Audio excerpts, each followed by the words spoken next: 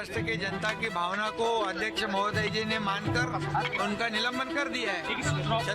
सप्ताह चलेगा लेकिन परमानेंटली उसको निलंबन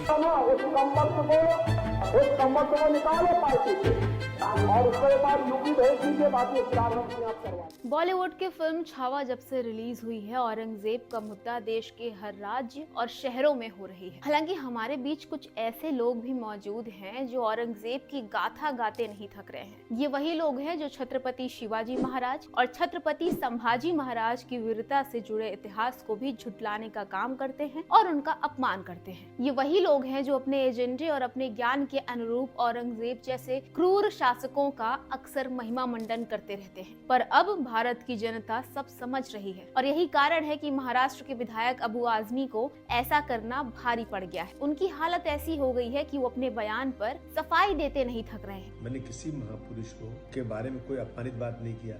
तो वहीं कुछ लोग ऐसे भी हैं जो खुलकर उनका समर्थन कर रहे हैं, तो वहीं कुछ लोग ऐसे भी हैं खोपड़ी तोड़ साले का। तो आगे बढ़ने से पहले अगर आप चैनल पर नए हैं तो सबसे पहले चैनल को सब्सक्राइब कर लें। औरंगजेब ने अपने 49 साल के शासन के दौरान बड़ी संख्या में हिंदुओं को न केवल टॉर्चर किया बल्कि गैर मुसलमानों पर जजिया कर लगाया और इस कर का इस्तेमाल अपने धर्म के लोगों के लिए करता था। औरंगजेब ने कई हिंदू मंदिरों को तोड़ा और कईयों को बर्बाद कर दिया। उसके शासन में गैर मुसलमान आबादी डर के साए में जीते थे। मराठों, राजपूतों और सिखों सहित अन्य विद्रोहों को दबाने के लिए वो क्रूरता और घिनौने तरीके अपनाता था। फिल्म छावा में भी इसी सच का हिस्सा दिखाया गया है। इसके बावजूद भारत में रह रहे औरंगजेब प्रेमी इतिहास के पन्नों से उसकी क्रूरता को छुपाने का काम कर रहे हैं। एक तरह से कहें तो लोगों को ब्रेन वॉश करने का काम सालों से चला आ रहा है। अब जब सोशल मीडिया, इंटरनेट, फिल्मों के जरिए औरंगजेब का असली चेहरा भारत के लोगों को दिखाया जा रहा है तो अबू आजमी जैसे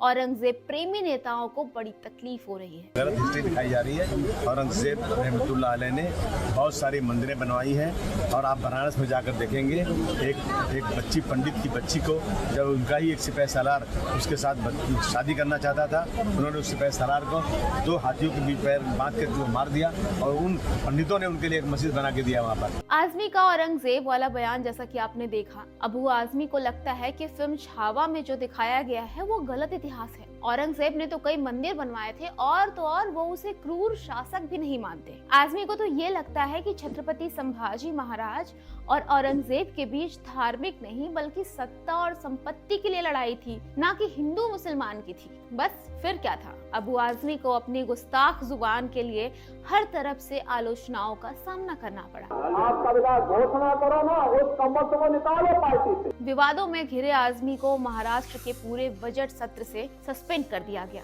आपको बता दें कि ये बजट सत्र 3 मार्च को शुरू हुआ था और 26 मार्च तक चलेगा। महाराष्ट्र सरकार में मंत्री चंद्रकांत पाटिल ने ही आजमी को सत्र से सस्पेंड करने के लिए प्रस्ताव पेश किया था। कई नेता तो आजमी की विधायकी खत्म करने की मांग कर रहे हैं। आजमी की मुसीबतें यही खत्म नहीं हुई हैं। वो लगातार भाजपा और शिवसेना के निशाने पर हैं। महाराष्ट्र के मुख्यमंत्री देवेंद्र फडणवीस ने वार्निंग देते हुए कहा है कि जो छत्रपति शिवाजी और छत्रपति संभाजी का अपमान करेगा उसे बख्शा नहीं जाएगा। वहीं उप मुख्यमंत्री एकनाथ शिंदे ने आजमी के सस्पेंड होने का पहला स्टेप करार दिया। उन्होंने कहा, समझने वाले को इशारा काफी है, इसलिए समझदारी से रहें। इस बीच आक्रमणकारी और अत्याचारी औरंगजेब को नायक मानने वाले विपक्ष के कुछ नेता आजमी के समर्थन में वोकल हो गए हैं। जम्मू कश्मीर के नेशनल कॉन्फ्रेंस पार्टी के अध्यक्ष फारूक अब्दुल्ला ने तो यहाँ तक कह दिया कि मुगलों का इतिहास मिटाने का प्रयास किया जा रहा है। वहीं बिहार के जेडीयू नेता खालिद अनवर भी औरंगजेब की तारीफ करने लगे। पर समय का चक्र देखिए, औरंगजेब के कसीदे पढ़ने वाले आजमी ने हंगामे के तुरंत बाद भीगी बिल्ली की तरह माफी मांगते हुए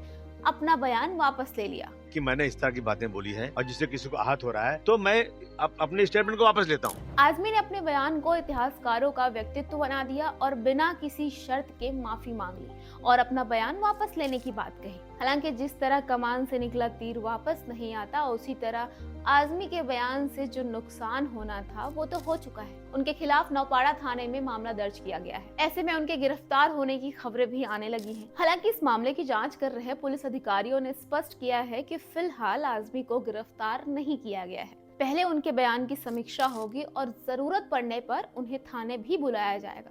अब इस पूरे मामले से एक चीज तो साफ हो गई है कि अब देश की जनता समझने लगी है कि हमारे देश के असली हीरो कौन थे। लोगों के जहन में ये सवाल भी है कि आखिर क्यों कुछ इतिहासकारों ने पूर्व सरकारों के प्रभाव में छत्रपति शिवाजी महाराज, छत्रपति संभाजी महाराज और महाराणा प्रताप जैसे महापुरुषों का कद छोटा दिखाया, जबकि आक्रमणकारी अकबर और औरंगजेब जैसे क्रूर शासकों को महान बताया। तो अगर आप भी हमारे देश की समझदार जनता में से एक हैं, तो बताइए हमें कमेंट में कि आप इतिहास के पन्नों में से किसे हीरो मानते हैं। तो अगर आपको ये वीडियो अच्छी लगी हो तो इसे लाइक और शेयर करना बिल्कुल ना भूलें और मेरे चैनल को सब्सक्राइब कर दें। Thank you so much. जय हिंद।